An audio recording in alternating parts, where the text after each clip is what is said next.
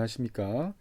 이번 시간에는 7차시입니다. 7차시는 뭐냐면 일 에너지 정리를 좀 더 일반화 시킨 거예요. 그래서 확장된 일 에너지 정리 이렇게 말을 붙이도록 하겠습니다.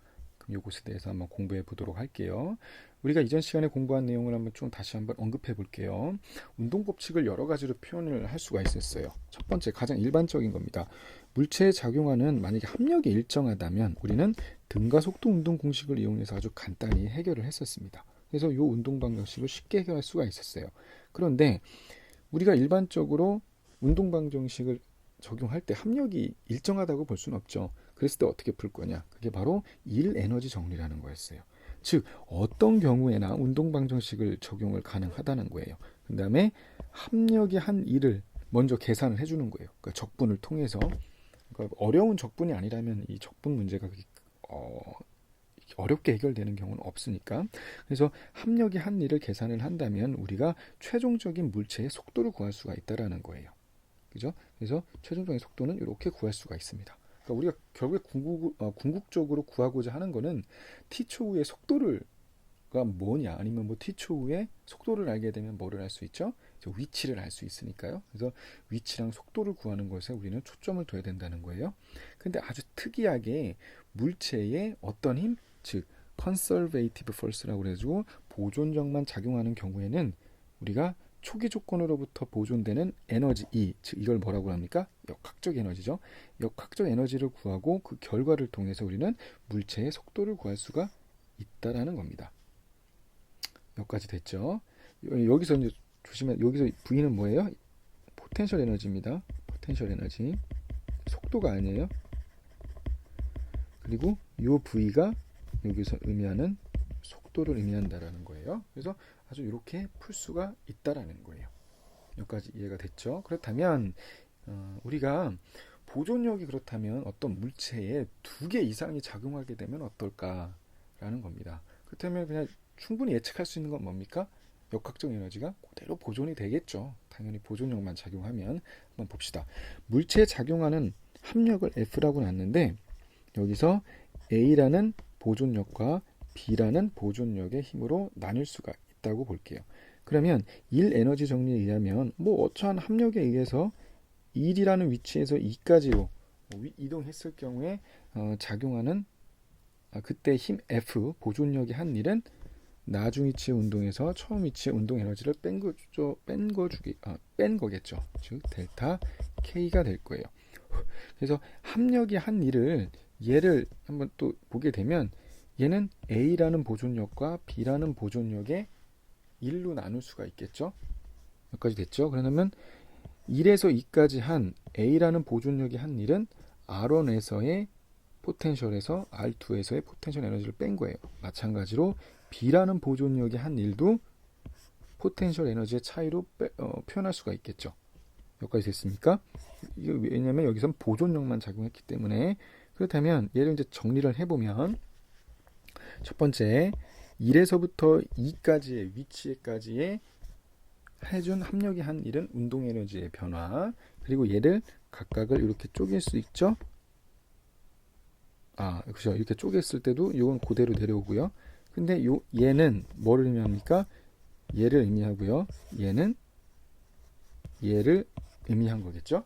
그래서 얘를 그 위치별로 쪼개게 되면 왼쪽은 R1 위치가 되겠죠. 그리고 오른쪽은 R2 위치예요. 근데 결국에는 R1 위치에서의 역학적 에너지나 R2 위치에서의 역학적 에너지의 크기는 같다라는 거야. 결국에는 역학적 에너지는 일정하다. 즉 보존이 된다라는 거예요. 여기까지 됐죠. 그러니까 보존력이라고 하면 굉장히 다양한 게 있을 텐데 어떤 물체에 아무리 많은 보존력이 작용한다고 하더라도 역학적 에너지는 반드시 보존될 수밖에 없다라는 겁니다. 여기까지 됐죠? 그럼 이것과 관련된 문제를 하나 풀어볼 건데요. 질량이 M인 상자를 용수철 상수가 K인 세워놨다는 용수철 위쪽 끝에서 높이가 H인 곳에서 가만히 놓았대요. 그러니까 여기 속력은 0이겠네요.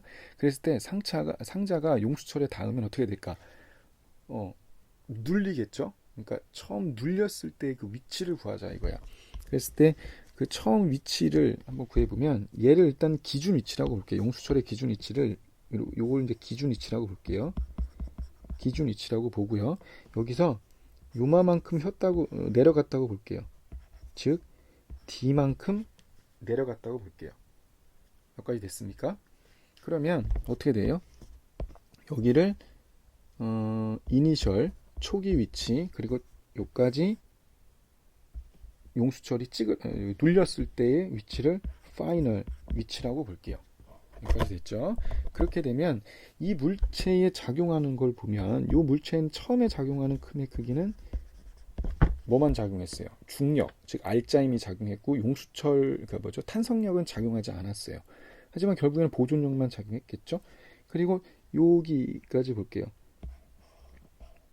이 물체에 작용하는 힘은 당연히 계속 중력이 작용하고 또 뭐도 작용합니까? KX가 작용하겠죠. 탄성력도 작용할 거라는 거예요.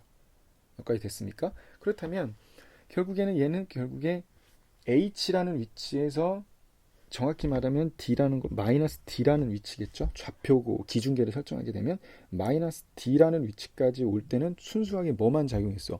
보존력만 작용했죠. 단 종류만 다를 뿐.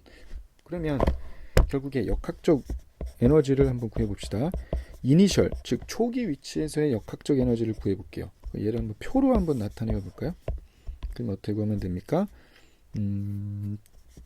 탄성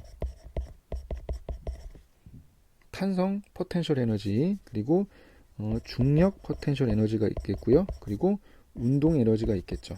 이렇게 나눠 봅시다. 그러면 이때 I 위치에서의 탄성 포텐셜 에너지는 0이 될 거고요. 중력 포텐셜 에너지는 mgH가 되겠죠. 그리고 운동 에너지는 0이 될 거예요. 그렇죠?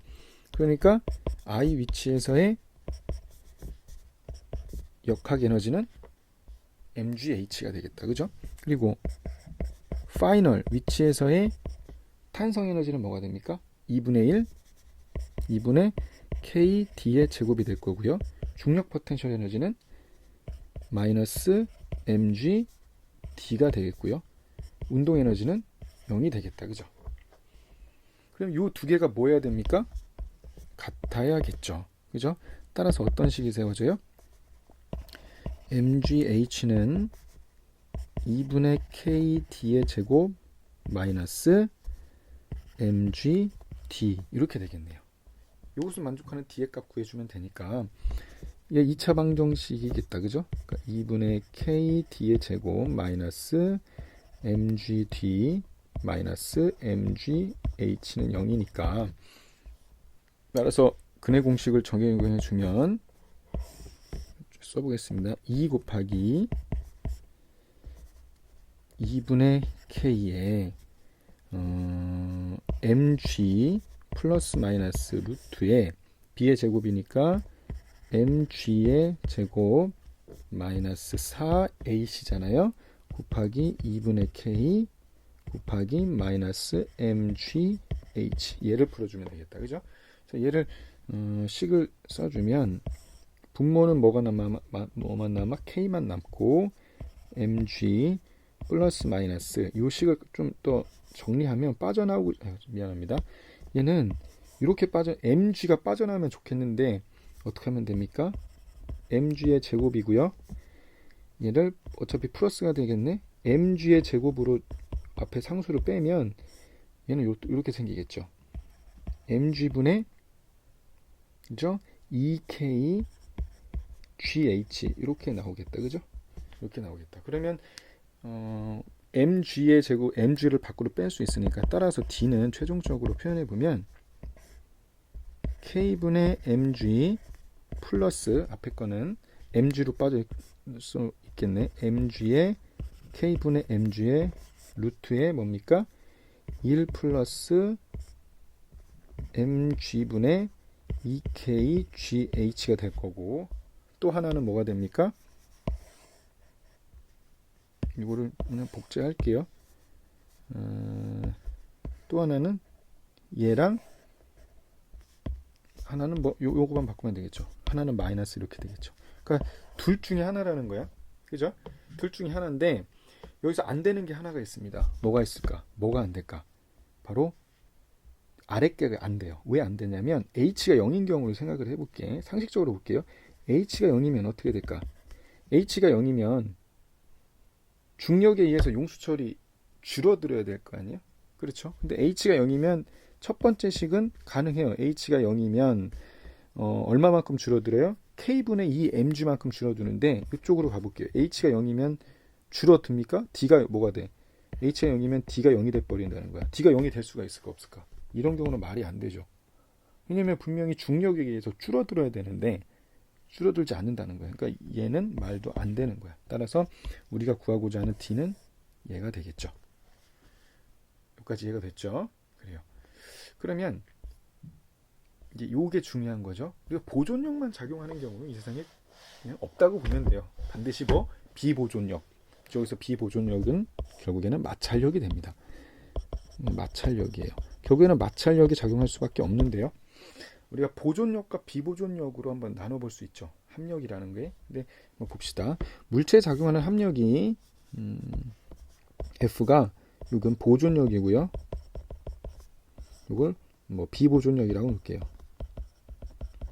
비보존력을 F라고 본 거야. 그러니까 마찰력으로 보게 되면 이렇게 쪼갤 수가 있을 거고 1 에너지 정리에 의해서 합력이 한 일은 운동 에너지의 변화로 이렇게 나타날 것이고 합력이 한 일은 두 개로 쪼갤 수 있죠. 뭐 보존력이 한 일과 비보존력이 한 일로 나눌 수가 있고 보존력이 한 일은 뭐 포텐셜 에너지의 차이예요.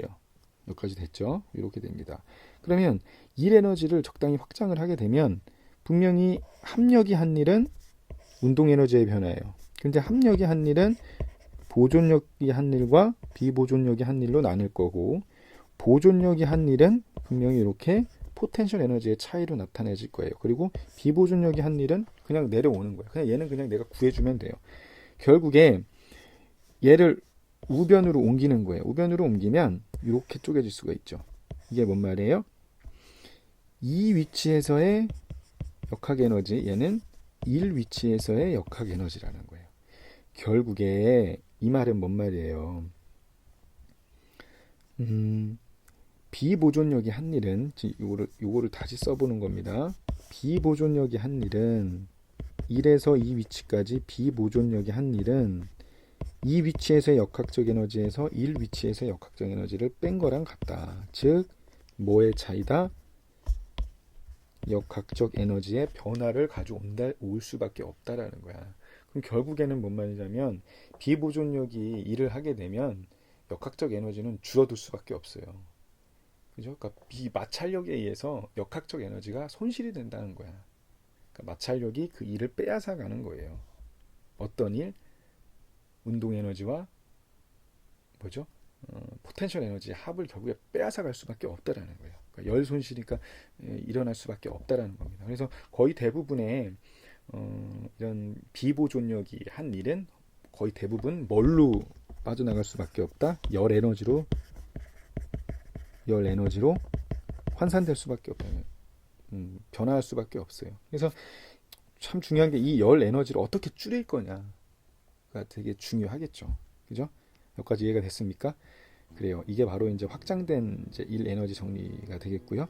우리가 다음 시간에 계속 이어서 하도록 하겠습니다.